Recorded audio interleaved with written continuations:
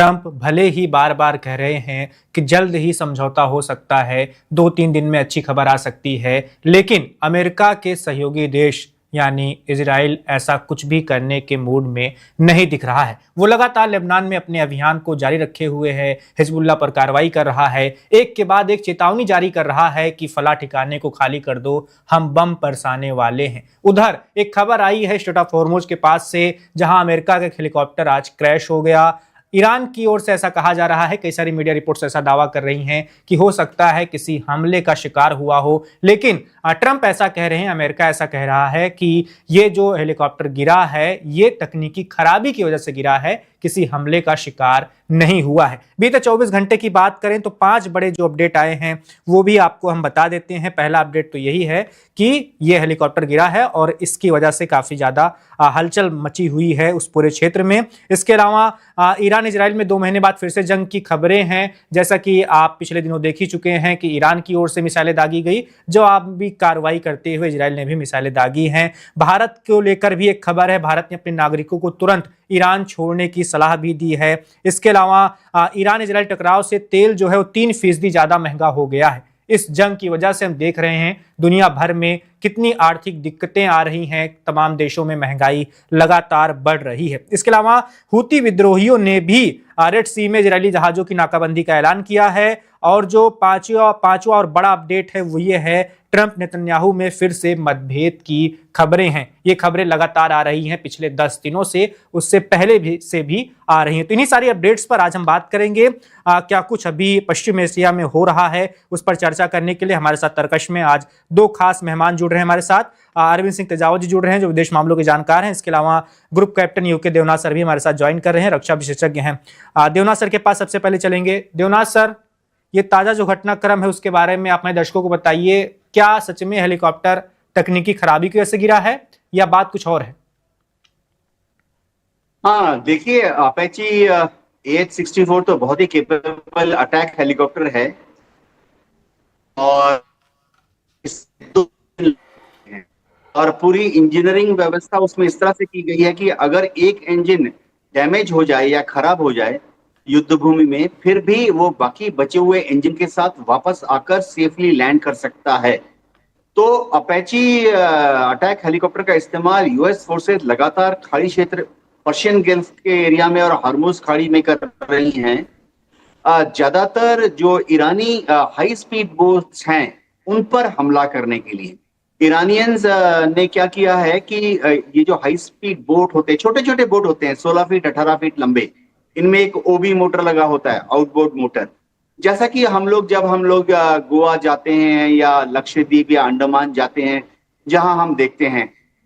अब ईरानी नेवी ने क्या किया है कि इनके ऊपर एक एक हैवी मशीन गन लगा ली है और इनके ऊपर 2-2 छोटी मिसाइलें लगा ली।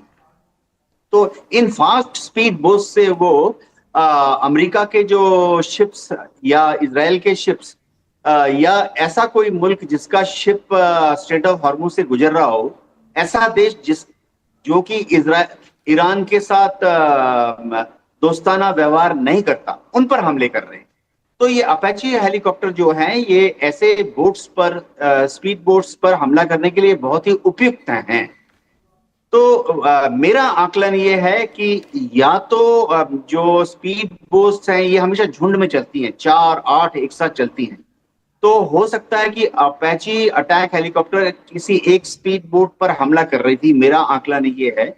और उसी वक्त उसके दाएं से या बाएं से जो दूसरी स्पीड बोट थी, उसके जो क्रू हैं, 2 ही क्रू होते हैं। एक तो वो ओबी मोटर चलाता है इंजन को, और दूसरा क्रू जो हैवी मशीन गन को मैन करता है।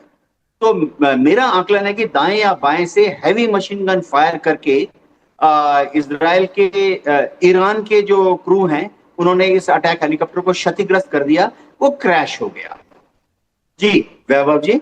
बिल्कुल, तेजावत साहब के पास चलते हैं। तेजावत साहब, बार बार ये बातें निकलकर सामने आती है कि ट्रंप जो हैं वो नेतन्याहू को समझा रहे हैं, धमका रहे हैं, चेतावनी दे रहे हैं कि अब तो रुक जाओ, लेबनान में जो कुछ कर रहे हो, ईरान के साथ समझौता कर लेने दो। लेकिन बीबी है कि बात मान ही नहीं रहे वो नेतन्याहू, वो कह रहे हैं कि नहीं, अपना अभियान हम जारी रखेंगे।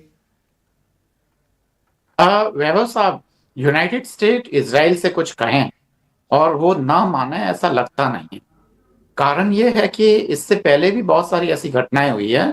जब मोसाद ने पॉलिटिकल मर्डर्स किए थे, यूनाइटेड स्टेट नहीं चाहता था, तो पहले भी ऐसा हुआ है कि यूनाइटेड स्टेट ने कुछ कहा है और ईरान ने कुछ और किया है। पर अगर बड़े तौर पे देखें कि अगर यूनाइटेड स्टेट सीरियसली चाहें और इजराइल न माने, ऐसा लगता नहीं है। क्योंकि यह ठीक वैसा ही है जैसा कि कोई दो बदमाश है, एक उसका गुरु है, तो वो जो छोटा वाला चेला है किसी के साथ बदतमीजी करता है और गुरु कहता है कि अरे चुप हो जा, चुप हो जा, मैं कह रहा हूं ना चुप हो जा। तो ये एक तरीके की तरीका है दरअसल कि आप किस तरीके से चीजों को डील कर रहे हैं।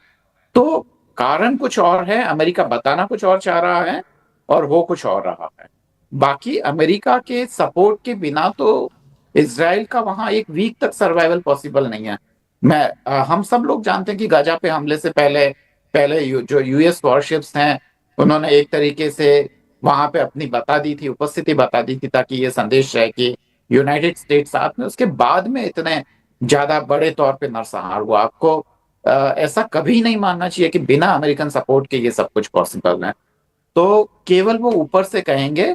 उसके अलावा इसका एक और एंगल ये है कि जो इसराइल है, वहां कोई भी पीएम हो, वो ये जानता है कि यूनाइटेड स्टेट में कोई भी प्रेसिडेंट हो, प्रेसिडेंट बदलते रहेंगे, पर यूनाइटेड स्टेट के जो इंटरेस्ट है वो इसराइल के साथ हमेशा से बने रहेंगे।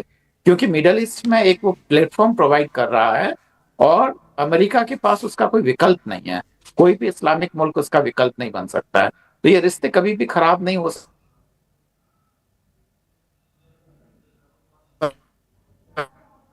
जी सकते हैं। उसका भी फायदा इसराइल उठाता है। वैभव साहब जी। बिल्कुल। इजराइल को लेकर हम बात कर रहे हैं। 5 जो देश हैं जिनके नाम मैं आपको बता देता हूं, ब्रिटेन, ऑस्ट्रेलिया, कनाडा, फ्रांस और नॉर्वे। इन्होंने क्या किया है कि ये इजराइल की सेना के द्वारा जो भी वेस्ट बैंक में किया जा रहा है उसको लेके बहुत ज्यादा चिंतित हैं और इन्होंने बहुत सारे ऐसे संगठनों पर, ऐसे लोगों पर प्रतिबंध लगाया है जो वहां पर हालात खराब कर रहे हैं, जो वहां पर हिंसा कर रहे हैं। यानी कुल मिलाकर कहें तो इजराइल के ऊपर ये लोग कठोर होने की कोशिश कर रहे हैं। ये सारे देश जो हैं वो अमेरिका के सहयोगी माने जाते हैं, फिर चाहे वो ब्रिटेन हो, ऑस्ट्रेलिया हो या कनाडा, तो उसका पड़ोसी देश है। इसके अलावा फ्रांस ने क्या किया है कि उन्होंने इजराइल के वित्त मंत्री के देश पर आने पर ही रोक लगा दी है। यानी वहां के जो वित्त मंत्री है नेतन्याहू सरकार में, वो फ्रांस नहीं जा सकते। क्यों नहीं जा सकते? क्योंकि इजराइल पर फ्रांस का ऐसा मानना है कि वो लोग वेस्ट बैंक में हिंसा फैला रहे हैं। देवनाथ सर के पास चलते हैं। देवनाथ सर, अभी अमेरिका को लेकर मैंने सवाल किया था तेजावत साहब से। उन्होंने कहा कि अमेरिका कुछ भी गंभीरता से कहे और नेतन्याहू ना माने, ऐसा हो ही नहीं सकता। कुछ अमेरिका भले ही कुछ कह रहा हो लेकिन अंदर अंदर कुछ और चल रहा होगा। लेकिन ये जो अमेरिका के सहयोगी देश हैं, धीरे धीरे एक एक करके अब तो नेतन्याहू अकेले पड़ते जा रहे हैं। सारे देश एक सुर में बोलना शुरू कर दिए हैं कि आप गलत कर रहे हैं, गलत कर रहे हैं। हाँ वैभव जी, देखिए यूरोप के देशों में मानव अधिकारों का बहुत ज्यादा सम्मान होता है। यूरोप के देशों में, खासतौर से नॉर्थ यूरोप के जो देश हैं, स्कैंडिनेवियन देश हैं, इन सब देशों में ह्यूमन राइट्स जो है उसको आप इमेजिन, हमारे लिए भारत में इमेजिन करना मुश्किल है कि वो लोग कितने जोर शोर से मानव अधिकारों की रक्षा करना चाहते हैं दुनिया भर में। तो हो क्या रहा है वेस्ट बैंक में? देखिए, वेस्ट बैंक तो पहले भी ऐसे इजराइल का एरिया नहीं था, जॉर्डन का हिस्सा था। ट्रांस जॉर्डन बोला करते थे जब वहां पर ओटोमन अंपायर होती थी। तो वेस्ट बैंक पे जो कब्जा कर लिया इजराइल ने 1967 में, और 1967 के 6 दिन के युद्ध में कब्जा करने के बाद इजराइल ने वेस्ट बैंक को खाली नहीं किया। दूसरी बात यह है कि वेस्ट बैंक में इजराइल बहुत सारे इलीगल सेटलमेंट बना रहा है, यानी जो कि अंतरराष्ट्रीय नियमों के खिलाफ है। यूनाइटेड नेशन ने जो वेस्ट बैंक का जो फ्यूचर ढांचा बनाया था 2 नेशन ट्रीटी के तहत, उसके तहत इजराइल ने अभी तक बहुत सारे इलीगल सेटलमेंट जो हैं वो वेस्ट बैंक में बना लिए हैं। देखिए, इजराइल की एक चतुराई समझनी पड़ेगी। इजराइल क्या करता है कि दुनिया भर से ज्यूज लोगों को निमंत्रण देता है कि आप इजराइल आओ और यहां सेटल हो जाओ, आपको फ्री में जमीन दी जाएगी, आपको बैंक से वित्तीय सहायता दी जाएगी घर बनाने के लिए। जैसे अभी देखिए पिछले महीने अगर आप देखें 200 ज्यूज मिजोरम से गए इजराइल। इसके पहले भी 10 साल पहले भी मिजोरम से ज्यूज गए इजराइल। वहीं पर बस जाते हैं वो। जब हाँ, जब वह इजराइल पहुंचते हैं तो उनको वेस्ट बैंक में सेटल कराया जाता है, और वेस्ट बैंक में इन सब इलीगल सेटलमेंट्स की कोई मान्यता नहीं है। लेकिन इजराइल क्या करता है, वहां पर इजराइल की जो पुलिस है उसकी मदद से, इजराइल की जो आर्मी है उसकी मदद से पूरा गांव का गांव बनाकर इन लोगों को वहां पर घर बनाकर दे देता है कि रहो। इनको हथियार भी दे देता है। इजराइल की सरकार दुनिया भर से जो ज्यूज लोग वहां पहुंचते हैं उनको वेस्ट बैंक में सेटल करके उनको हथियार भी दे देती है। तो इन सब घरों में आप देखेंगे मशीन गन, AK-47, इस तरह के वेपन्स अवेलेबल होते हैं, ताकि अरब लोगों को, जो लोकल अरब है जिनकी असल में वो जमीन है, उनको डरा के रखें। तो फ्रांस और इंग्लैंड, जर्मनी, नॉर्दर्न यूरोप के जो कंट्रीज हैं, काफी हद तक स्पेन और इटली भी, ये इस तरह की जो इलीगल सेटलमेंट बन रही हैं उनको मानव अधिकारों का हनन मानती है। इसीलिए इन लोगों का बायकॉट करती हैं, उनके ऊपर सैंक्शन लगा देती हैं, उनको पासपोर्ट वीजा नहीं मिलता इन देशों के लिए। जी बिल्कुल। तेजाब साहब के पास चलते हैं। तेजाब साहब, अगर बहुत ज्यादा ही अलग थलग हो जाएगा, मुझे याद है कुछ दिनों पहले जब ट्रंप और नेतन्याहू के बीच में फोन पर बहस की खबरें आई थी, तो उनमें दावा किया गया था कि ट्रंप ने यह भी कह दिया है कि मेरी वजह से ही तुम बचे हुए हो, नहीं तो जेल चले जाओगे, दुनिया में अलग थलग पड़ रहे हो। क्या अलग थलग पड़ने से इजराइल की सेहत पर कोई असर पड़ता है? इजराइल शुरू से ही अलग थलग रहा है और उसे अलग थलग रहकर अपनी राजनीति करना आता है। तो मुझे तो नहीं लगता कि अलग थलग पड़ने से, क्योंकि जिनकी जरूरत है वे लोग उनके पास हैं। पूरा यूरोपियन बहुत सारे देश उनके साथ है, अमेरिकन उसके साथ है। तो मुझे लगता नहीं कि अलग थलग पड़ने से कुछ खास नुकसान होगा। जी व्यवस्था बिल्कुल। लेकिन तेजाब साहब, ये जो एक्शन लिया जा रहा है, जिन जिन देशों के नाम मैंने गिनाए हैं, जैसे उनमें से ब्रिटेन, ऑस्ट्रेलिया, कनाडा, फ्रांस, क्या ये लोग सिर्फ दिखावे के लिए ऐसा कर रहे हैं? हाँ, क्योंकि अगर सीरियसनेस होती तो वो बहुत सारी चीजें करते।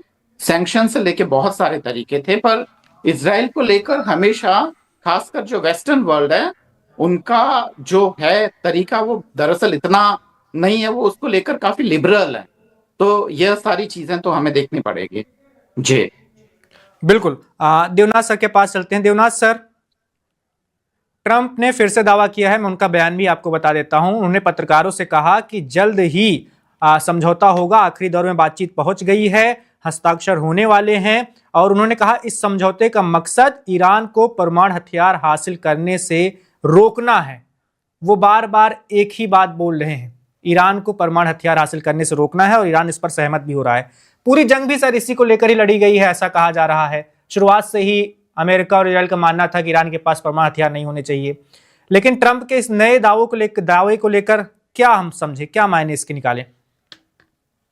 हाँ वैभव जी, एक सपोर्टिंग बयान ईरान की तरफ से भी आना चाहिए। देखिए, ये जब भी ट्रंप कोई दावा करते हैं कि इजराइल ऐसा मान गया है, ईरान ऐसा मान गया है, ईरान वैसा मान गया है, समझौता होने वाला है, तो उसका एक काउंटर पार्ट बयान ईरान की तरफ से भी आना चाहिए कि हाँ, ईरान मान गया है कि ऐसा होगा, ईरान मान गया है कि वैसा होगा। तो हम सब बहुत कीनली एक डिटेल्ड बयान ईरान से आने का इंतजार कर रहे हैं। इससे भी बड़ी बात है, देखिए, ट्रंप जब कोई बयान देते हैं कि कभी बोलेंगे 48 घंटे में समझौता होने वाला है, अब बोल रहे हैं 2 हफ्ते में समझौता होने वाला है। प्लस वो अपनी जो भाषा का चयन किए हैं इस बार कि ईरान मान गया है कि वो न्यूक्लियर हथियार नहीं बनाएगा। ईरान तो हमेशा से ही कहता रहा है कि ईरान न्यूक्लियर हथियार नहीं बनाना चाहता, नहीं बनाएगा। तो जब ट्रंप कहते हैं कि ईरान मान गया है कि ईरान न्यूक्लियर हथियार नहीं बनाएगा, तो क्या ट्रंप चुपचाप वो जो 440 संवर्धित यूरेनियम है उसकी बात को खा गए? 440 केजी जो संवर्धित यूरेनियम है, जो कि ट्रंप जिद कर रहे थे कि ईरान अमेरिका को हैंडओवर कर दे, क्या वो मांग अब पृष्ठभूमि में चली गई है? क्या ईरान को उन्होंने परमिट कर दिया है कि ईरान चुपके से ये 440 किलो यूरेनियम रशिया को भेज दे, चीन को भेज दे, या ईरान के अंदर ही रहेगा आईएईए के सुपरविजन में?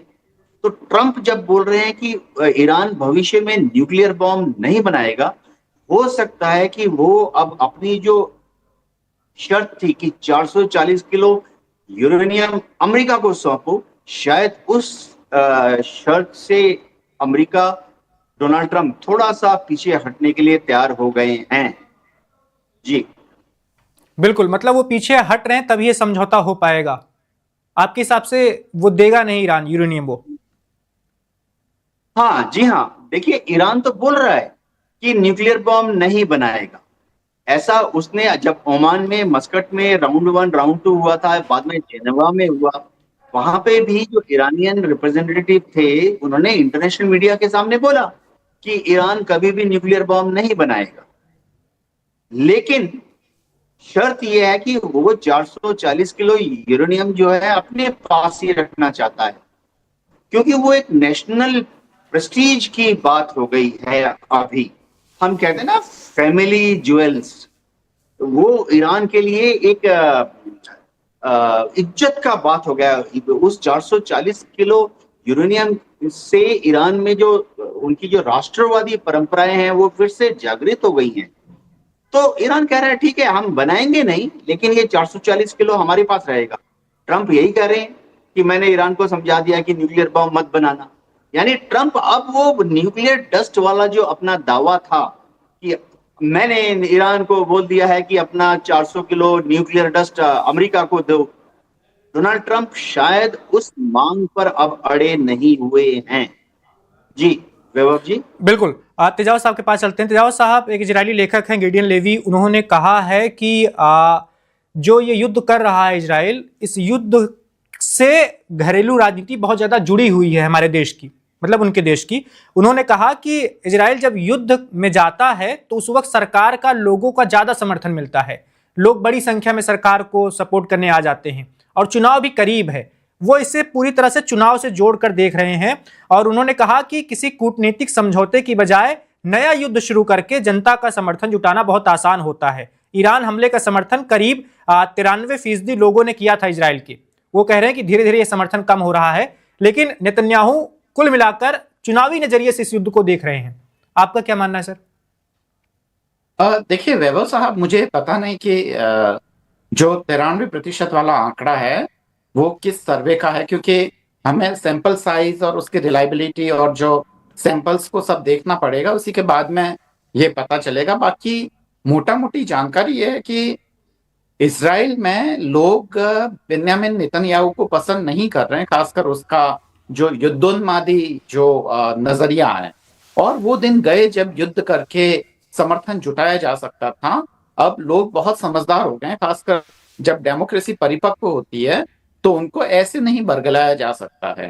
हालांकि यह बात भी उतनी ही सच है कि इजराइल का लगभग हर एक नागरिक युद्ध के लिए तैयार रहता है। उनके घर में जैसे हमारे यहाँ पे किचन बाथरूम होता है, वैसे बंकर उनके घर का एक जरूरी हिस्सा होता है। तो जब भी कोई बम्बार्डमेंट इस ऐसी परिस्थिति पैदा होती है तो लोग बंकर में चले जाते हैं जो घर के नीचे बने होते हैं। तो लोगों में एक खास तरीके का जो नेशनलिज्म वाला या वो सेंटिमेंट्स तो होता है इजराइल में, पर युद्धोन्मादी हैं कितने हैं ये कहना थोड़ा सा मुश्किल है। व्यवस्था बिल्कुल, उनके बयान का किस्सा ये भी है सर, उन्होंने कहा कि हमारे देश के लोग लगातार युद्ध से थकने लगे हैं, हम अब सामान्य जिंदगी चाहते हैं। क्या आपको लगता है कि आने वाले कुछ वक्त में पूरे इजराइल में ही ऐसी कोई भावना, जन समर्थन, ऐसा कोई जनसमूह सड़कों पर उतर के ऐसी मांग करने लगे कि नहीं हमें युद्ध नहीं चाहिए, बहुत हो गया? ऐसा कभी हमें देखने को मिल सकता है? हमेशा देखने को मिलता है वैभव साहब। खाली इजराइल में ही नहीं, भारत में, अमेरिका में, हर जगह एक ऐसे लोग हैं जो कि थोड़े समझदार है और शांति प्रिय लोग हैं। तो वो लोग हमेशा युद्धों के खिलाफ प्रदर्शन करते हैं। आप देखिए ज्यादातर जो पढ़े लिखे लोग हैं, जो यूनिवर्सिटी के स्टूडेंट्स हैं, वो लोग हमेशा इन सब चीजों के खिलाफ होते हैं। और वहां पे तेल अवीव में भी, वहां की जो यूनिवर्सिटीज वगैरह में भी ऐसे लोग हैं। अमेरिका में भी हैं। नोम चॉम्स्की को हम जानते हैं, जिन्होंने वियतनाम युद्ध के खिलाफ बहुत कुछ लिखा किया, जेल भी गए। तो ये तमाम चीजें हैं जो मुझे लगता है कि ध्यान देनी पड़ेगी वैभव साहब। बिल्कुल। इसी सवाल को लेकर देवनाथ सर के पास भी चलेंगे। देवनाथ सर, नेतन्याहू सब कुछ चुनाव के लिए कर रहे हैं और जैसा कि त्याव साहब ने कहा, क्या ऐसा सच में है कि युद्ध के समय ज्यादा लोग समर्थन करते हैं? उनका कहना है कि ऐसा नहीं है। ये जो सर्वे का हवाला दिया जा रहा है कई सारी मीडिया रिपोर्ट्स में, इस सर्वे का सैंपल साइज भी देखना पड़ेगा कि कितना है। हाँ वैभव जी, इसमें कोई शक नहीं है कि नेतन्याहू का सपोर्ट बेस लगातार घट रहा है। देखिए, उनकी लिकुड पार्टी जो है वो तो वहाँ नेसेट में ऐसे भी माइनॉरिटी सरकार है। दूसरे जो extreme right wing Jews parties हैं, दक्षिणपंथी, उनकी मदद से टिकी हुई है। नेसेट में समझिए 120 उनके सीटें हैं। 60 चाहिए सरकार बनाने के लिए। लिकुड पार्टी के कितने हैं? 28 या ऐसे कुछ हैं। बाकी सारे जो हैं वो इन्होंने इधर उधर से जमा किए हुए हैं। होता ये है वैभव जी कि दुनिया भर में एक परंपरा है, और जो कुटिल पॉलिटिकल क्लास होता है उनको मालूम है कि जंग का नारा दे दो, एक दुश्मन बना लो, एक विरोधी डिक्लेयर कर दो। ऐसा करने पर जो देश के लोग हैं उनमें जरा राष्ट्रवाद की इच्छा जग जाती है, जोश आ जाता है। जो विरोधी पक्ष हैं, खासतौर से जो न्यूट्रल होते हैं, फेंस सिटर्स, वो भी मेन पॉलिटिकल पार्टी जो सत्ता में है उसके साथ आ जाती है। इस तकनीक का इस्तेमाल नेतन्याहू के पहले दुनिया भर में काफी देशों में किया जा चुका है। पाकिस्तान एक क्लासिक केस है जहां पर कि जब भी कोई अंदरूनी उनकी कमी होती है तो आईएसआई और पाकिस्तान आर्मी मिलकर भारत विरोधी एक बयान दे देते हैं कि भारत से हमला होने वाला है। इससे क्या होता है कि पाकिस्तान में के जो अंदर जो आम आवाम है, जो कि हैरान है, परेशान है, महंगाई है, अनएम्प्लॉयमेंट है, वो 2 दिन के लिए उसको भूल जाते हैं कि भारत आया, भारत हमला करने वाला है, और सब लोग चुपचाप सरकार के पीछे खड़े हो जाते हैं। देशभक्ति, तो ये एक साइकोलॉजिस्ट को मालूम है। लेकिन इसमें कोई शक नहीं है कि नेतन्याहू के खिलाफ जो लोग हैं इजराइल में, उनकी संख्या लगातार बढ़ रही है। और नेतन्याहू इस साल अगर इलेक्शन कराते हैं, जो कि बहुत ज्यादा चांसेस हैं उनके कॉन्स्टिट्यूशन के हिसाब से होने चाहिए इस साल, तो उनकी लिकुड पार्टी जो है वो खतरे में है। हो सकता है कि कोई विरोधी दल, 4-5-6 विरोधी दलों को मिलकर इलेक्शन लड़ना पड़ेगा और 4-5 विरोधी दलों को मिलकर सरकार बनाना पड़ेगा। उसमें वो शायद सक्सेसफुल हो भी जाएंगे। जी वैभव जी। बिल्कुल। आखिरी कुछ सवाल हैं, तेजावत साहब के पास चलते हैं। तेजावत साहब, एक इंटरव्यू तो आपने देखा ही होगा, ट्रंप साहब का, गुस्से में उठकर चले गए। सीएनएन की एक रिपोर्ट है, उसमें कहा गया है कि मार्च से लेकर अब तक ट्रंप साहब 37 बार ये बोल चुके हैं कि आपसी सहमति हो चुकी है, डील बस होने ही वाली है। हमने ऐसा सर सुना था कि 1000 बार बोलने से सच, झूठ भी सच लगने लगता है, लेकिन ट्रंप साहब तो इसको साक्षात स्वीकार ही कर लिए हैं। जी बिल्कुल, ये एक बीमारी होती है जिसमें कि आदमी अपने दिमाग में ही अपनी एक दुनिया बनाता रहता है। तो मुझे लगता है कि प्रेसिडेंट ट्रंप शायद उसी के शिकार हैं। और यह भी सच है कि अगर आपके पास जवाब नहीं होता है तो फिर आप करते क्या है कि आप उठ के चले जाते हैं। अगर आपके पास जवाब होता है, तर्कों का जवाब होता है, तो आप उसका जवाब देते हैं। वैभव साहब जी। बिल्कुल। नेतन्याहू और उनकी घरेलू राजनीति को लेकर हम बात कर रहे थे। तेजावत साहब, ट्रंप भी तो घरेलू राजनीति में घिरते आ रहे हैं अब। हाँ बिल्कुल, प्रेसिडेंट ट्रंप ने तो घोषित ही कर रखा है कि वो मिड टर्म हारने वाला है। जी, तो उसके बाद तो बात ही नहीं रह जाती है। तो ये एक हारा हुआ खेल खेल रहे हैं। जी बिल्कुल। एक आखिरी सवाल आप दोनों से उसका जवाब चाहूंगा। देवनाथ सर के पास चलते हैं। देवनाथ सर, ईरान में 5 की तीव्रता से दक्षिणी ईरान में भूकंप के झटके महसूस किए गए हैं। जब भी ऐसी खबरें आती हैं, लोग तमाम तरह के अनुमान लगाने लगते हैं कि कहीं ऐसा कुछ तो नहीं कर रहे कि युद्ध के बीच में ही ये लोग परमाणु हथियारों की टेस्टिंग कर ले। आपके हिसाब से क्या कर रहा होता है ईरान? क्या ये सिर्फ प्राकृतिक रूप से आए होते हैं या इनमें कुछ होता भी है? हाँ वैभव जी, ये पश्चिमी मीडिया जो है बहुत ही, इनकी दिमाग बहुत फर्टाइल होते हैं, उपजाऊ होते हैं। होता क्या है कि जो जियोलॉजिस्ट होते हैं उन्होंने दुनिया भर में जियो सेंसर्स लगाए होते हैं। सिस्मिक सेंसर्स लगाए होते हैं। तो जब भी कहीं चाहे धरती हिले किसी भी वजह से, तो ये जो सेंसर्स लगे हैं सिस्मिक सेंसर्स उसको भांप लेते हैं। अब क्या होता है कि ये जो धरती कांपती है अलग अलग वजहों से, ज्वालामुखी फटा धरती कांपेगी, समझिए कहीं पे न्यूक्लियर एक्सप्लोजन हुआ धरती कांपेगी, कहीं पे भूकंप आया धरती कांपेगी, मोदी जी ने भयंकर स्टेटमेंट दे दिया धरती कांप जाती है। तो सिस्मिक सेंसर जो हैं ये अलग अलग तरह से उनका, जब धरती कांपती है दाएं बाएं हिलती है धरती, आगे पीछे हिलती है धरती, ऊपर नीचे हिलती है धरती, ये समझना पड़ेगा। अगर आप जैसे आटा गूंद के रखते हैं और उसको हिलाते हैं तो आटा कैसे हिलेगा, जेली की तरह से हिलेगा, या तो दाएं बाएं हिलेगा या आगे पीछे हिलेगा या ऊपर नीचे हिलेगा। तो इसे पी वेव, एस वेव और मैं प्रोग्राम जो जियोलॉजिस्ट हैं वो पी वेव और क्यू वेव तो धरण है, प्रकार है, स्टाइल है, उसको देख के समझ जाते हैं कि ये क्या है। कोई ज्वालामुखी फटा, एटम बम फटा या भूकंप आया, इस तरह से। तो ये नॉर्मल भूकंप टेक्टोनिक प्लेट का शिफ्टिंग का वजह से हो रहा है। जी बिल्कुल। आप कह रहे हैं सर कि ईरान खुद ही कह रहा है कि वो नहीं करेगा परमाणु हथियारों का परीक्षण, लेकिन सर उसके पास ऐसा करने की क्षमता तो है और इस क्षमता से वाकिफ नेतन्याहू भी हैं, ट्रंप भी हैं। थोड़ी सी भी अगर संभावना होगी, ईरान क्या एक बार ट्राई करना चाहेगा नहीं कि कर ही लेते हैं? हाँ वैभव जी, देखिए एक और चीज बताना चाहता हूं कि ईरान ऐसा करेगा, इसको भांपते हुए अमेरिका ने, इजराइल ने और दूसरे यूरोपियन कंट्रीज ने वहां पर रेडिएशन सेंसर्स भी लगा दिए हैं ईरान के आसपास। यानी अगर कहीं वो धमाका किया तो उसकी जो रेडिएशन निकलेगी, न्यूक्लियर बॉम्ब फटने से एक रेडिएशन निकलती है, उसको वो भांप सकते हैं, वो प्रिंट हो जाता है। इसी तरह से जब भी न्यूक्लियर एक्सप्लोजन किया जाता है, ट्रायल के लिए अंडरग्राउंड किया जाता है, तो एक न्यूक्लियर डस्ट हवा में उड़ती है, जैसे हमारे पोखरण से भी उड़ी थी। तो ये डस्ट जो है ये वायुमंडल में 10, 20, 30 हजार फीट ऊपर तक चली जाती है, और जो वायुमंडल में ऊपर की सतह पर जो चलती हैं तेज हवाएं 100-200 किलोमीटर प्रति घंटे की रफ्तार से, उनके साथ ये न्यूक्लियर डस्ट फैल जाता है। तो उस न्यूक्लियर डस्ट को भी भांपने के लिए अलग अलग डिवाइस यूरोपियन कंट्रीज ने, अमेरिका ने, इजराइल ने लगाए हुए। तो ऐसा कोई इंडिकेशन आया नहीं। जी वैभव जी बिल्कुल। देवनाथ सर, आने वाले दिनों में क्या होने जा रहा है आपके हिसाब से? समझौता हो जाएगा जैसे ट्रंप कह रहे हैं, या फिर हम क्या उम्मीद लगाकर बैठे, क्या हो सकता है? हाँ देखिए, समझौता बहुत जल्दी हो जाएगा अगर अमेरिका अपनी जिद छोड़ दे। 440 किलो यूरेनियम अमेरिका।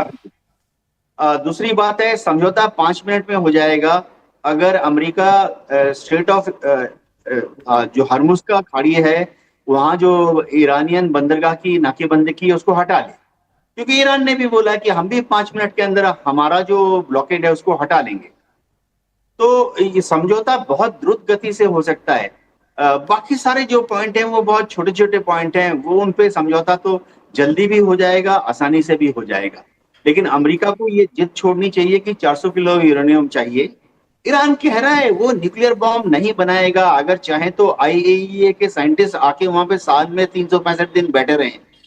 जी बिल्कुल। देवनाथ सर, बहुत शुक्रिया सर आपका वन इंडिया के साथ जुड़ने के लिए। आपने बहुत ही महत्वपूर्ण जानकारी हमारे दर्शकों के साथ साझा की है कि आने वाले दिनों में क्या कुछ हो सकता है इस जंग, इस तनाव में। और फिलहाल तक की जो अपडेट थी हमने आपको बता ही दी है। कई सारी अपडेट्स, जैसे ट्रंप और नेतन्याहू के बीच में मतभेद की खबरें हैं। ये खबरें भी कितनी सच होंगी, कितनी झूठ, और जो हेलीकॉप्टर गिरने वाली घटना है उसके पीछे के क्या कारण हो सकते हैं, वो भी देवनाथ सर ने आपको बहुत विस्तार से बता ही दिया है।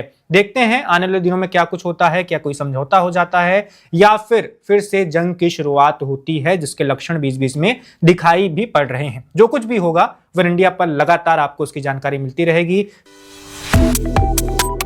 Subscribe to One India and never miss an update. Download the One India app now.